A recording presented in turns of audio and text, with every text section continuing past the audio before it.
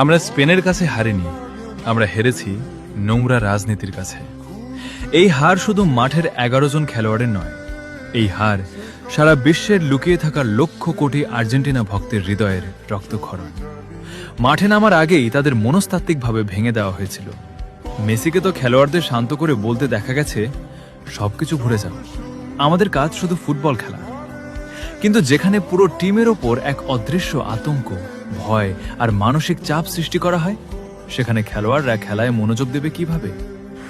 এমনও খবর ছিল, আর্জেন্টিনা থেকে খেলোয়াড়দের বার্তা দেওয়া হয়, যে কোনো মূল্যে ম্যাচটা হারো, আমরা জয় চাই না, তোমরা শুধু নিজেদের সুরক্ষা নিশ্চিত করো।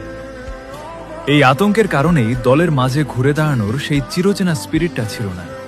অদ্ভুত কৌশল, কোনো কারণ ছাড়াই দলের অন্যতম সেরা খেলোয়াড়দের আগেই তুলে নেওয়া হলো, বেঞ্চেই রাখা হলো লাউতারোকে। প্রয়োজনীয় সময়ে লাউতারো মার্তিনেসকে মাঠে নামানোই হলো না। হতাশা আর ভুল পাস। ম্যাচ শুরু থেকে শেষ পর্যন্ত পুরো টিমকে হতাশ আর বিভ্রান্ত মনে হয়েছে। আজ যে তারা একটা ফাইনাল ম্যাচ খেলছে, রাজনীতির শিকার হয়ে, সেটাই যেন ভুলিয়ে দেওয়া হয়েছিল। তবু একজন একা লড়াই চালিয়ে গিয়েছেন, এমিলিয়ানো মার্টিনেস। তিনি সতীর্থদের চিৎকার করে বলছিলেন, ব্যাক পাস খেলো না, কাপুরুষেরা ব্যাক পাস খেলে। কিন্তু ভয় যাকে গ্রাস করে, তার মনে জয়ের ক্ষুধা জাগানো কঠিন। অন্যদিকে পারাদেশ পায়ের হাড় ভাঙা যন্ত্রণা নিয়েও দেশের জন্য লড়ে গেছেন।